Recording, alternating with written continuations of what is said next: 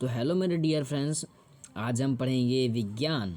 क्योंकि मैं अक्सर मुझे विज्ञान ज़्यादा पसंद कर लगती है और मुझे अच्छी भी लगती है ये विज्ञान, इसलिए मैं विज्ञान में ज़्यादा इंटरेस्ट रखता हूँ।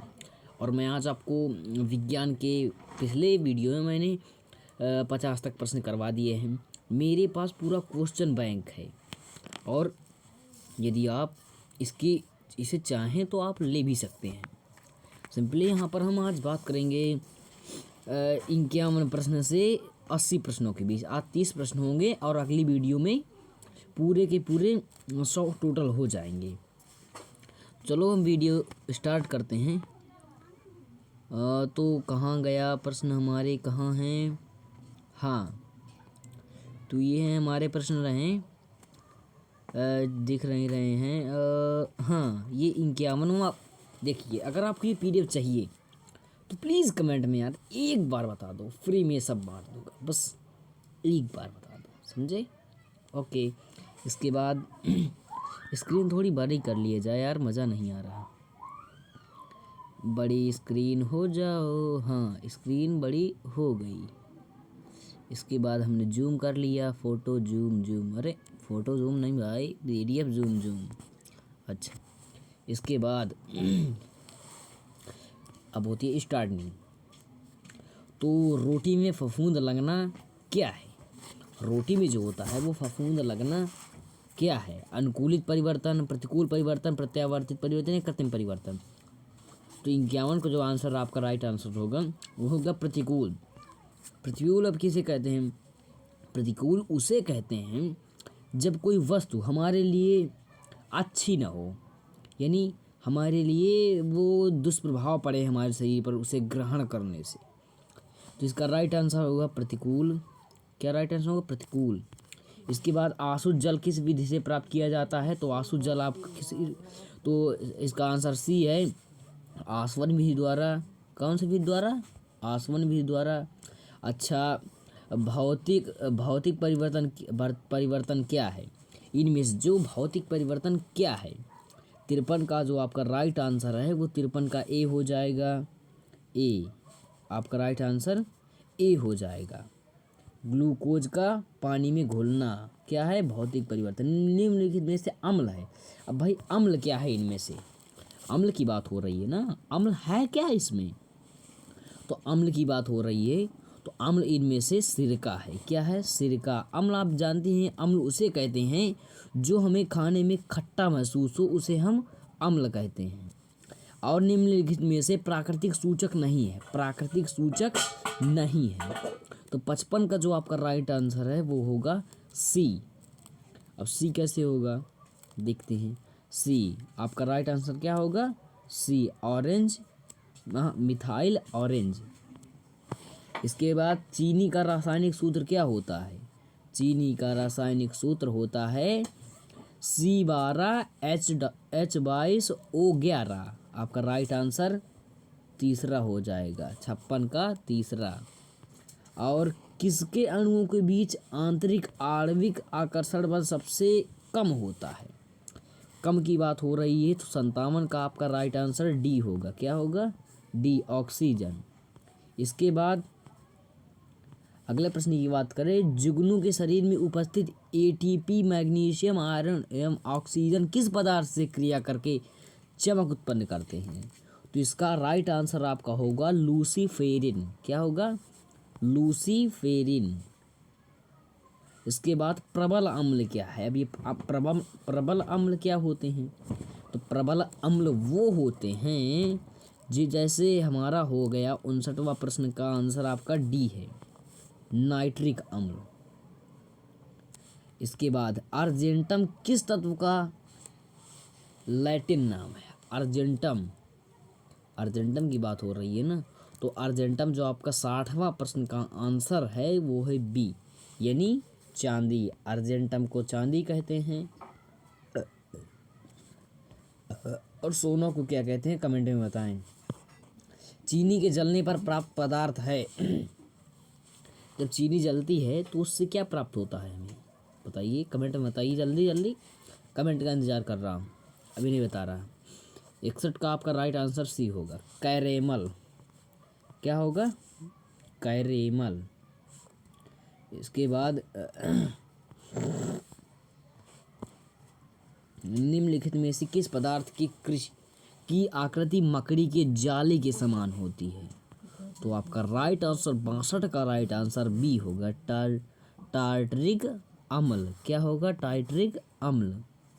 इसके बाद यदि हम 63 प्रश्न की बात करें तो भौतिक परिवर्तन कौन सा है इनमें से?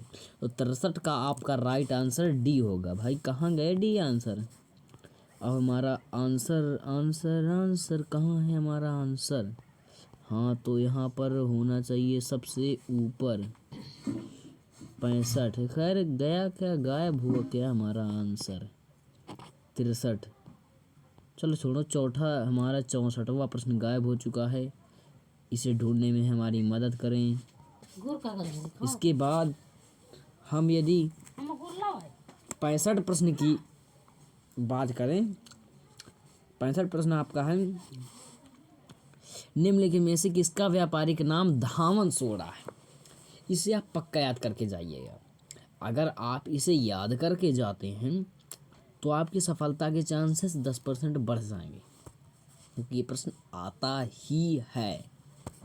इसके बाद इसका आंसर है 65 का राइट आंसर जो आपके पास है वो ए है, सोडियम। क्या है? Sodium carbonate. खाने का सोडा का रासायनिक सूत्र क्या होता है? खाने का सोडा जब 66 का आपका आंसर डी होगा, डी। इसके बाद सर्वाधिक संपीडनीय है, सर्वाधिक संपीडनीय 67 का आपका राइट आंसर बी होगा, ऑक्सीजन।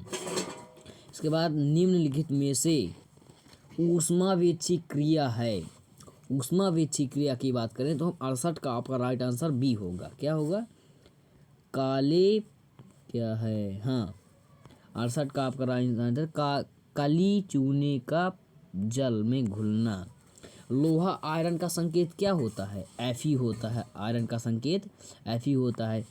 चूने का पानी का संकेत क्या होता है? प्रतीक है, इन्हें याद करके जाइए। 70 का आपका राइट आंसर सी होगा, Ca ट्वेज OH2O।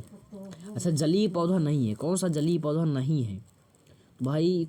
इनमें से आप कमेंट में बताएं। आप गांव के हैं, आपको पता होगा। खैर मैं भी गांव का हूँ, आपको भी पता है, मुझे भी पता है, तो मैं ही बता देता हूँ कौन सा है। 71 का आपका राइट आंसर, आपका राइट आंसर जो है वो है घीक्वार। क्या? घीक्वार। इसे हम एलोवेरा कहते हैं। एलोवेरा पानी में थोड़ी ना उगता है, एलोवेरा। निम्नलिखित में से पौधे में प्रतान पाए जाते हैं। अब बताइए प्रतान क्या होते हैं? ये हमें भी नहीं पता। 72 का आपका राइट आंसर डी हो गया। शायद ये प्रतान की बात कर रहे हैं कि मतलब बड़े होते हैं पत्ते। पुष्प के मादा जनन अंग होता है, पुष्प में मादा जनन अंग कौन सा होता है? राइट आंसर होगा 73 का आपका राइट आंसर वर्तिका होगा, वर्तिका। इसके बाद पर्व संधि पाई जाती है, पर्व संधि किसमें पाई जाती है? पर्व संधि जो होती है 74 का राइट आंसर तने में पाई जाती है। क्या किसमें पाई जाती है? तने में पाई जाती है। अपुष्पी पौधे में वंश वृद्धि होती है। अपुष्पी जो पौधा होती है कैसे होती है? वंश जो होता है अपुष्पी, जिसमें पौधे ही नहीं लगे, जनन कैसे होगा? आप बताइए। अपुष्पी पौधे जैसे फर्न हो गया, फर्न और काई जो होता है, बोलते हैं आप गांव में, काई हो गया, ये सब फर्न है, फर्न अपुष्पी पौधे हैं, समझे। इसके बाद यदि हम पर्व संधि पाई, तने की हो गए, तने की बात होगी। हाँ, अपुष्पी पौधों में वंश वृद्धि होती है, किसमें, किसके द्वारा होती है? 75 का आपका राइट आंसर ए होगा, बीजाणु द्वारा, बीजाणुओं द्वारा। अंडयुज जंतु नहीं है जो अंडा नहीं देता, तो कछुआ जो होता है। 76 का आपका राइट आंसर सी होगा। इसके बाद सर्वाधिक आयु वाला, कहाँ कहाँ सर्वाधिक आयु वाला पौधा कौन सा है? थोड़ा बात करने लगा हूँ, सॉरी गलती हो गई, बीच बीच में बोलना पड़ता है। इसके बाद 77 का राइट आंसर डी होगा, सिकोया। देखो मेरा भाई आ रहा है, कहीं जाने को बोल रहा है, पूछूं जरा इससे कहाँ जाने को बोल रहा है। अब 78 पौधों का उत्सर्जी पदार्थ है। तो आपका राइट आंसर है 78 का राइट आंसर ए होगा। पक्का? लाख लाख। चलो ऐसे ही टिक कर दे रहा हूँ। धागों की दो सिरों को आपस में व्यवस्थित करके वस्त्र बनाने की प्रक्रिया को क्या कहते हैं? ये आपको बहुत इम्पोर्टेंट है। इसे कहते हैं हम बुनाई। सही में की है आपने बुनाई कभी? मतलब देखा तो होगा, नहीं की है। देखिए यहाँ पर प्रश्न गायब हो जा रहे हैं क्योंकि ये बनाने में थोड़ी दिक्कत हो जाती है। और देखिए कितनी मेहनत से मैंने बनाया है और आप लोग सब्सक्राइब भी नहीं करते और ना ही लाइक करते हैं। देखिए पूरा 5 दिन लगा है इसे बनाने में। हल्के में लिए हैं आप। बस आज के लिए इतना ही। और यदि ऐसे ही तैयारी करनी है तो हमें सब्सक्राइब कर लें प्लीज़। और अगर मेरे 50 सब्सक्राइबर हो जाएंगे ना तो मैं आपको लाइव क्लास लिया करूँगा आपकी, और बेहतर मॉडल पेपर आपको शेयर करा करूँगा, जिससे मेरे भी जो है एनसीईआरटी का बेस जो होता है वो कंप्लीट हो जाएगा। और अपना अपना ड्रीम ज़रूर बताएं कि आपको क्या करना है। और कट ऑफ यदि बात करना है, कट ऑफ कितनी जानी है